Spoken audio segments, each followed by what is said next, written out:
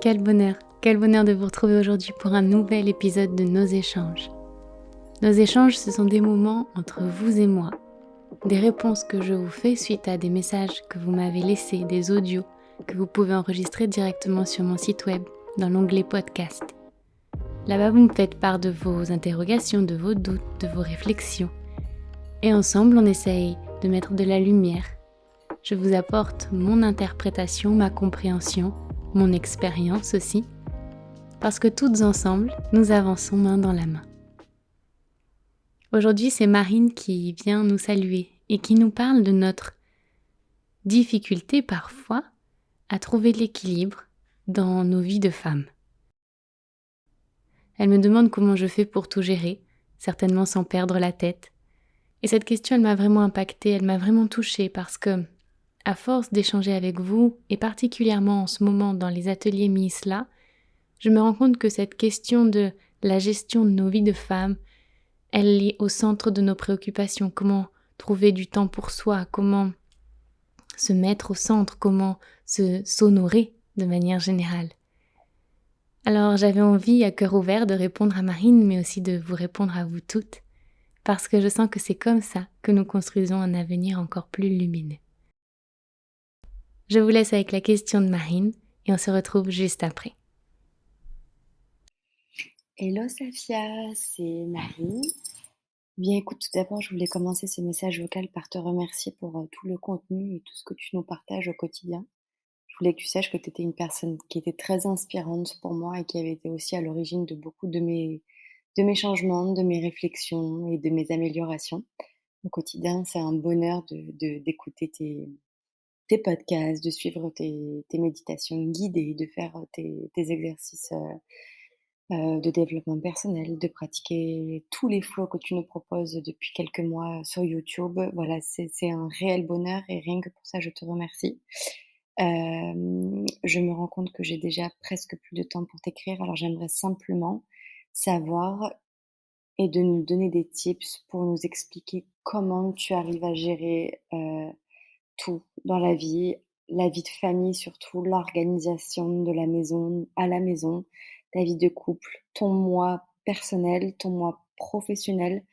Voilà, je m'interroge et je me demande comment tu fais pour faire tout ça. Voilà. Merci beaucoup, plein de gros bisous à toi. Chère Marine, merci du fond du cœur de tes mots, d'avoir partagé ton ressenti vis-à-vis de tout ce que je réalise, et c'est un honneur pour moi de le faire. Réellement, c'est un honneur de pouvoir vous servir, de pouvoir être une main tendue comme moi. Je peux en avoir plein autour de moi aussi, des mains tendues qui m'aident à avancer. Et je suis très heureuse de t'écouter, de t'entendre et de voir que ça résonne en toi et que ça te permet d'avancer. Parce qu'au final, c'est vraiment le but de ma mission, c'est le but de tout ce que je fais en fait, réellement. Je me lève le matin en me disant « Bueno, comment je peux rendre le monde meilleur ? Qu'est-ce que je peux faire pour servir ceux qui me suivent et qui ont envie d'entrer dans ce cercle-là. Donc merci, je suis très touchée. La question de Marine, elle est du coup évoquée très, très succinctement, mais en tant que femme, compagne, maman, entrepreneuse, elle résonne en moi d'une force assez incroyable parce que ce que me demande Marine, c'est un petit peu de décrire le challenge du quotidien, et évidemment que je vais exprimer le mien, que je vais vous parler de mon interprétation, de ma réalité, et j'espère que ça pourra résonner en certaines d'entre vous et que ça pourra vous donner des pistes peut-être. Et en même temps, on vit toutes dans un certain chaos qui peut être parfois difficile à gérer, mais qui aussi très souvent est source de joie, de bonheur, parce que ce chaos, c'est juste l'expression du mouvement de la vie. Et il nous est juste demandé aussi d'être responsable de tout ça et de pouvoir en faire quelque chose de bien. Je me rappelle quand j'étais étudiante, que du coup, j'avais aucune responsabilité. J'étais persuadée que la vie d'étudiante c'était un peu l'enfer. Enfin, c'était génial d'apprendre des choses, mais c'était très dur de gérer sa vie en fait. C'était très dur de devoir aller tous les jours en cours, de rentrer, de devoir encore travailler, et puis des fois d'être en entreprise parce que j'ai fait de l'alternance. Et j'ai trouvé cette période extrêmement challengeante. Je vous parle pas du lycée, je vous parle vraiment de la fac. Enfin, je n'étais pas à la fac, moi j'ai fait une école de commerce. Et j'ai trouvé ça vraiment très challengeant. Et pour autant, je trouve que c'était un premier pas vers ce mouvement chaotique qu'est la vie d'adulte. Et c'était nécessaire de galérer dans cette période-là, de galérer parce que pas beaucoup de temps pour soi, de galérer parce que financièrement il faut apprendre aussi à gérer, même si les responsabilités financières que l'on a à ce moment-là sont vraiment ridicules par rapport à celles de la vie d'adulte, mais en fait ça a été une première étape. Et aujourd'hui, 10 ans plus tard, ce que je me dis, c'est que Dieu merci, j'ai vécu ça. Dieu merci, je suis aussi passée par cette étape-là de «Waouh, ma vie, elle est trop compliquée, j'ai 20 ans, je suis en alternance». En plus, j'avais déjà commencé YouTube et cetera, donc c'était un peu compliqué et j'ai appris, en fait, à jongler avec mon emploi du temps. J'ai mal appris peut-être à un moment, mais en tout cas, j'ai essayé d'apprendre. Parce qu'aujourd'hui, je le vis avec plus de sérénité, même si je dois vous l'avouer, il y a des fois où juste je m'effondre, je pleure parce que mon énergie vitale, elle a été complètement consumée et consommée et que je peux plus en fait. Et la première chose, Marine, je crois que c'est qu'on a le droit de ne plus en pouvoir. On a le droit des fois de s'effondrer sur son canapé ou sur son lit ou n'importe où et juste de pleurer ou juste de râler et juste de dire punaise, j'en peux plus. On a le droit de ça. Quand j'étais étudiante, pour en revenir à cette période-là, je m'autorisais pas trop ça parce que j'étais dans une énergie très, très d'action.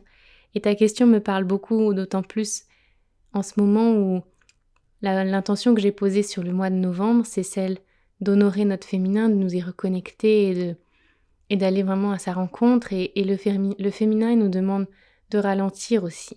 Et moi, à l'époque, je ralentissais jamais, j'étais toujours dans le faire, faire, faire, donc dans le yang, dans l'énergie masculine et c'était bien aussi, c'était bien. Mais aujourd'hui, je peux plus.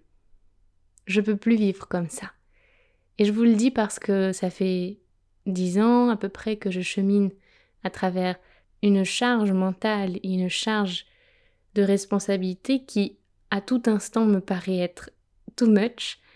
Même quand j'avais 20 ans, j'avais l'impression que c'était too much. Entre-temps, je suis devenue une vraie entrepreneuse, je suis devenue maman, j'ai rencontré Guillaume. Donc tous ces rôles-là se sont accumulés.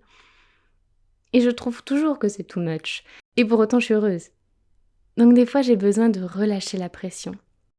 Et quand j'ai besoin de relâcher la pression, je le sens pas toujours venir, mais il y a des fois où juste je me lève le matin ou pendant la journée, je me dis bueno, ya no puedo, je peux plus. Donc en fait, je vais pas travailler aujourd'hui. Je vais pas pousser plus loin parce que je sens que je suis plus moi-même. Et vous savez, c'est ces moments où on a la sensation d'être complètement à côté de ses pompes. On a la sensation de plus être la bonne personne, enfin, de plus réellement être celle que l'on est, d'exprimer une part de nous qui fait forcément partie de nous, hein, tout ça c'est intégré, mais d'exprimer cette zone de nous que l'on n'a pas forcément envie de montrer au monde parce qu'elle nous dessert et elle dessert le monde. Je vous donne un exemple. Il y a quelques jours, j'étais dans cette phase de c'est too much. J'en peux plus, je suis en mode j'ai besoin d'une pause. Et je suis allée prendre le métro avec mon fils et il s'avère que je sais pas comment ça s'est bidouillé, on était en train de parler, mais je suis passée dans les portes du métro, dans les portes où on passe le ticket, je suis passée avant lui. Lui, il m'a suivie. Et c'est pas du tout pratique de faire ça quand on a un enfant qui regarde partout, qui traîne. Autant les portes, elles se ferment entre nous deux et il peut plus rentrer, quoi. Et il y avait un homme de la sécurité, il me dit « Non mais fais-le passer avant toi ». Je peux vous dire que je me suis énervée contre cet homme de la sécurité qui a mis son nez là où j'avais pas envie qu'il mette. Parce que j'étais dans cette phase de down, j'étais dans cette phase de « Bueno, m'emmerdez pas trop parce que je suis à 2 doigts d'exploser. Donc je me suis énervée contre lui et 10 secondes plus tard, pendant qu'on marchait en direction du train du métro avec mon fils, je me suis dit mais le pauvre, en fait il était en train de juste me donner un conseil peut-être ou me faire remarquer que là ça avait pas été fluide et c'était pas cohérent et lui, son rôle c'est que tout se passe bien dans le métro. Donc en fait c'est normal qu'il ait mis son nez là où moi j'avais pas envie qu'il le mette. Mais j'étais pas prête à recevoir ça et du coup, je me suis énervée contre lui. Sans l'insulter ni quoi que ce soit, vous imaginez bien, mais j'ai vraiment renvoyé une image de moi qui m'a déplu et que j'avais pas envie d'exprimer de manière générale. J'ai pas envie de ça. J'ai pas envie de faire du mal à l'autre en lui envoyant une énergie comme ça de violence. Donc, quand on est fatigué, comme ça peut être le cas souvent, et peu importe la structure de notre vie, parce que je vous le dis, il y a 10 ans, quand j'avais pas d'enfant, même quand j'étais pas en couple, j'étais déjà parfois souvent, très souvent dépassée. Donc, c'est pas le fait d'avoir des enfants ou le fait d'être en couple, c'est une perspective individuelle. Quand on est dans cette période de down, il faut l'accueillir. Il faut dire, ok, là je sens que si j'en vois un en face qui met son nez là où je veux pas qu'il mette son nez, je vais avoir envie de l'encastrer dans le mur. Donc il est peut-être temps que je fasse quelque chose pour moi. Et quand on sent ce signal, avant de déverser sa colère ou sa violence sur l'homme de la sécurité du métro, eh ben, il serait peut-être temps de juste s'arrêter et de dire « Bon, non, là, je peux plus, j'ai besoin de ce temps pour moi. Et j'ai besoin de faire ça, moi. » Et pour autant, je l'avais fait le matin même. Le matin même, j'avais déversé, j'avais pleuré, j'avais pris le temps de vraiment recevoir ma peine et ma colère et de traverser ça. Mais je sais pas pourquoi. Le soir même, j'ai rencontré cet homme dans le métro et je me suis énervée contre lui. C'est que j'avais pas encore assez transité dans ce chemin-là. Et je crois que quand on a cette sensation de dépassement, eh bien, il faut pas se dire qu'1 heure, ça suffit. Peut-être que j'ai besoin d'une journée entière à accueillir, à dire stop, à juste traverser cette épreuve. Et d'autant plus pour nous, les femmes, où si ça arrive, par exemple, au moment de la prémenstruation ou au moment de la menstruation, ça risque d'être encore plus fort. Donc aussi, vigiler, être vigilante, vigilar en espagnol, voilà d'où vient mon vigiler, être vigilante sur ces moments clés du mois ou du cycle où on peut être encore plus vulnérable. Et accepter, s'installer sur son canapé, pleurer, crier, écrire, vraiment vider son sac. Aller faire du sport pour vider l'énergie là qui est juste une énergie pesante. Parce qu'on peut pas en fait tout gérer. Marine, on peut pas. On peut pas être tout le temps une bonne épouse, tout le temps une bonne femme, tout le temps femme au sens de femme-homme. On peut pas être tout le temps une bonne entrepreneuse, on peut pas être tout le temps une bonne maman. Mais en fait, on fait de notre mieux constamment. On fait de notre mieux tout le temps. Et en plus de ça, être une bonne fille d'eux, comme on en a parlé dans le dernier épisode de nos échanges. À partir du moment où on a fait ça, on a fait cette espèce de décharge, qu'on a passé cette épreuve-là de c'est trop, j'y arrive plus, et qu'on a accueilli ça et qu'on s'est offert cet espace de détente, eh bien, on est en mesure d'offrir ce qu'on a de mieux à offrir au monde. On est en mesure d'offrir la meilleure version de nous-mêmes à l'autre. Et on est en mesure de revenir dans le jeu. C'est comme si, au moment où on était en surcharge, eh bien, il fallait faire un pas en arrière et juste revenir avec soi-même pour laisser l'énergie se dissiper et faire baisser la pression, tout simplement. Mais il y a aussi cette notion, Marine, de connaissance de soi. Comment on fait pour comprendre qu'on en est là? Comment on fait pour comprendre que là, on dépasse les bornes ou que là, on est à punto d'exploser? Je pense que si tu écoutes cet audio et si tu me suis, c'est que tu es dans cette quête de compréhension. Et je suis certaine que tu as déjà commencé à comprendre tes mécanismes et les schémas répétitifs qui s'opéraient dans ta vie et dans ton corps. Mais je crois que ici entre en jeu quelque chose que je nomme souvent et qui est notre responsabilité. Je suis responsable de ma vie, donc je suis responsable de remarquer de prendre conscience quand ça va pas, de remarquer qu'il y a un truc qui cloche. Et moi, ce jour-là où j'ai été un peu violente, parce que moi je suis tellement pas violente que la seule fois où je parle un peu fort, j'ai l'impression d'être extrêmement violente, où j'étais un peu violente avec cet homme de la sécurité, je m'en suis pas spécialement voulu parce que j'ai pas de raison non plus de me flageller, mais je me suis dit: «Bueno, si au retour je le recroise», j'espère le recroiser d'ailleurs, pour pouvoir juste lui dire que je suis navrée. Je sais pas comment il le prendra, mais j'aimerais lui dire: «Voilà, c'était pas mon intention, j'ai dépassé les bornes». C'est ma responsabilité de le faire. Malheureusement, j'ai pas pu le faire parce qu'il était pas là au retour. Mais si je le revois un jour, j'espère le faire. Et dans cette compréhension de soi, je crois qu'il est important aussi d'accepter de se faire aider.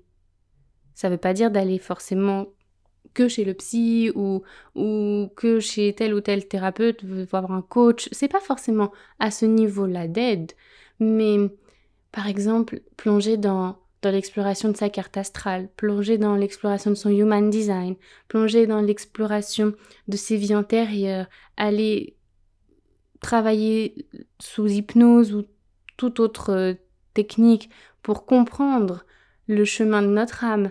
Tout ça, ça nous permet aussi, la PNL aussi, ça nous permet en fait de comprendre comment on fonctionne et pourquoi on fonctionne comme ça, et donc d'être davantage en recul sur la situation pour dire « Ok, là, je sens que ça va déraper. Hop, je prends du recul, je me pose et j'évite la catastrophe. » La catastrophe, pour moi, c'est de parler violemment à cet homme de la sécurité, vous l'avez bien compris. Mais ça pourrait être tout autre dérapage. M'énerver contre mon fils alors que c'est pas... il n'y a pas de raison de s'énerver contre lui, par exemple, ça pourrait être ça. Et oser demander de l'aide, c'est à la fois sous cet angle-là, mais c'est aussi sous l'angle de demander de l'aide à ses amis, à sa famille, à son compagnon, sa compagne. Vraiment, arrêtez de croire qu'on peut tout gérer toute seule. On n'est pas fait pour tout gérer tout seul. C'est facile de vivre seul, mais en fait, la vie, c'est pas ça. On est fait pour vivre en interaction avec les autres et pour donner, mais aussi pour recevoir. Et finalement, je crois que pour gérer tous les rôles de nos vies, on est obligé d'accepter de demander de l'aide. De demander de l'aide à nos parents, à nos amis, à nos compagnons, à nos voisins. Voilà, on est des êtres humains, on est des êtres de lien et de contact. Donc oser demander de l'aide, c'est fondamental. C'est fondamental pour décharger sa charge mentale. Et je vous donne un autre exemple. Ça fait 3 ans qu'on habite dans cet appartement. Ça fait à peu près 3 ans que je sais que la voisine de palier est nounou. Que voilà, en plus de son travail ou de ses études à l'époque, elle est en mesure de garder des enfants. Ça fait 3 ans qu'on ne l'a jamais sollicitée. Depuis 2 semaines, on l'a sollicitée et elle vient nous prêter main forte sur certains après-midi où Guillaume ou moi ou les deux avons envie de travailler ou avons envie de faire quelque chose pour nous et juste ne pas être que parents. Et bien je me dis, mais comment ça se fait qu'on ait attendu 3 ans ? Comment ça se fait qu'on n'ait pas frappé à la porte plus tôt ? Surtout voyant comme notre fils est heureux avec elle. Donc le fait d'oser demander de l'aide, ça nous aide à gérer chaque rôle de nos vies. Demander de l'aide dans son travail, demander de l'aide dans sa vie de femme, demander de l'aide dans sa vie d'épouse, demander de l'aide dans sa vie de maman. On a le droit de demander de l'aide.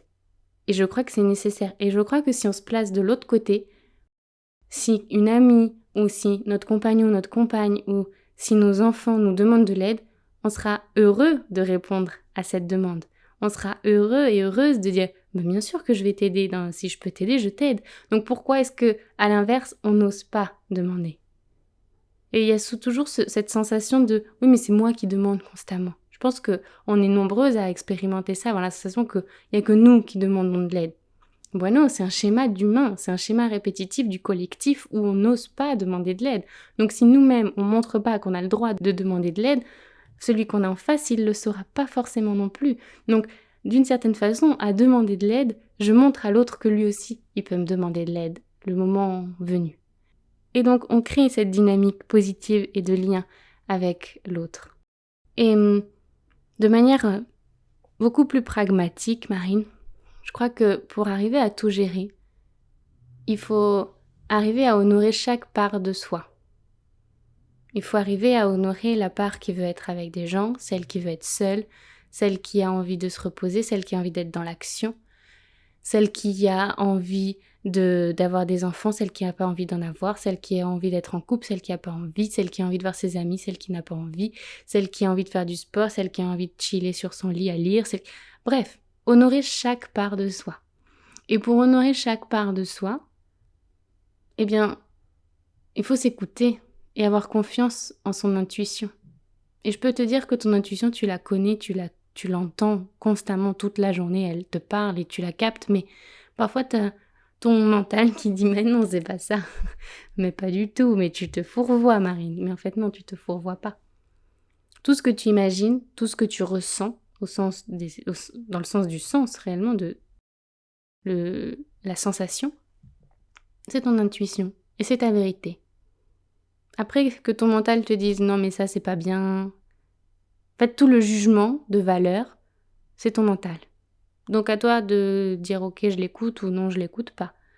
Mais je crois que pour réellement apprendre à gérer sa vie de femme dans cette complétude, eh bien, il faut prendre le temps de gérer chaque petite partie individuellement, sans prétendre être parfaite partout, tout le temps. Même si la perfection, elle est là. Parce que la perfection, c'est ce qui est juste et ce qui est. Mais la perfection au sens de notre société moderne, sur tous nos rôles en même temps, elle est inatteignable. Parfois, tu seras une excellente maman, mais tu seras un peu moins une entrepreneuse ou une professionnelle. Et le lendemain, tu vas être une géniale, méga super épouse. Et bon, non, tu auras laissé tes enfants chez leurs grands-parents et tu auras peut-être la sensation que tu es moins une bonne maman. Mais en fait, pas du tout. En fait, tu es toujours parfaite, mais des fois, tu honores une part de toi et des fois, tu en honores une autre. Parce que tu peux pas être au four et au moulin constamment. Tu peux pas, c'est pas possible. Sinon, tu deviens zinzin et t'exploses. Et c'est pas juste au monsieur de la sécurité dans le métro que tu vas mal parler. C'est à toi-même que tu vas mal parler. C'est aux gens de ta famille. Tu vas être dans une spirale négative qui va t'entraîner vers le bas. Et les vibrations basses vont être tes meilleurs amis. Enfin, non, on n'a pas envie de ça. Donc, honorer chaque part de soi. Prendre le temps de vraiment décortiquer sa vie et de dire « ok, là, en ce moment, je sens que professionnellement, j'ai pas l'énergie pour. Je vais la consacrer à autre chose. Parce que je sens que je suis plus disponible pour être en famille. Ou alors, je sens que là, dans mon couple, j'ai besoin juste de respirer un petit peu, ce qui veut pas dire que j'ai envie de me séparer de mon compagnon, de ma compagne, ou que j'ai envie de... Non, c'est juste j'aimerais bien prendre un week-end avec une copine. Non, go ahead, tu vois. Et je crois que c'est ça qui nous permet de trouver l'équilibre. Et je te le dis alors que moi-même, je peux déraper. Alors que moi-même, je peux oublier de comment je trouve cet équilibre. Parce que la vie, elle nous amène des challenges constamment. Et en ce moment, on est dans une période où, sur le plan quantique, il se passe des choses qui nous dépassent complètement. Et donc, on a un peu tous la sensation que c'est la fin de quelque chose, le début d'autre chose. Et vous me direz si ça résonne en vous, ça. Mais moi, j'ai cette sensation que là, on est dans une machine à laver ou dans une tornade, un tourbillon qui dit « Ok, là, c'est la transition, les gars. Vous allez passer à un autre level, comme si on était dans Mario Kart et qu'on avait passé à un niveau supérieur. Vous allez passer à un autre level. Alors, on va bien remuer tout ça pour que vous soyez prêts. Attention, ça va pas être simple, mais vous allez y arriver. Parce que de toute façon, vous avez tellement expérimenté, vous avez tellement grandi, vous êtes tellement prêts que vous allez y arriver. Mais il y a quand même ce « où est-ce que je me situe ?»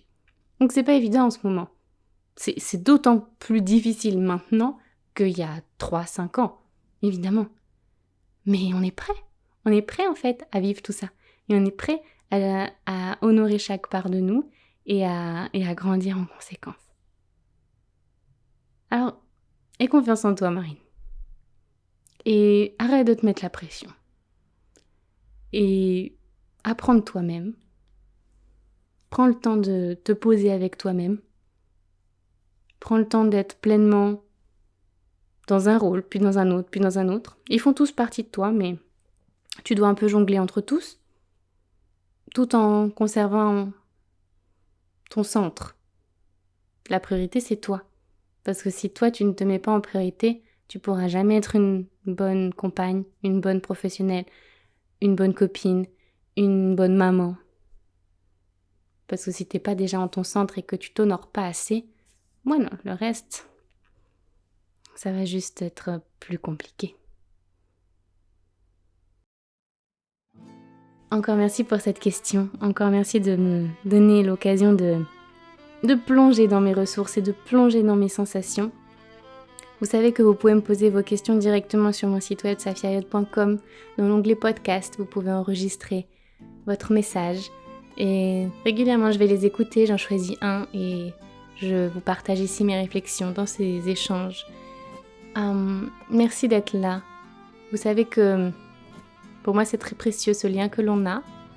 Et comment vous exprimer ça? Il est important pour moi qu'il y ait une densité dans ce lien. Et que ce soit pas de la superficialité ou la croûte, comme dirait Guillaume. On ne peut pas rester sur la croûte, ça ne nous intéresse pas.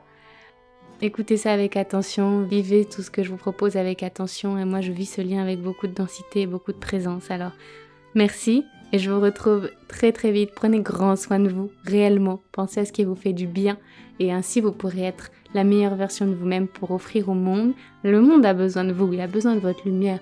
Donc, partagez-la aussi. Je vous embrasse et vous retrouve très bientôt. Salut!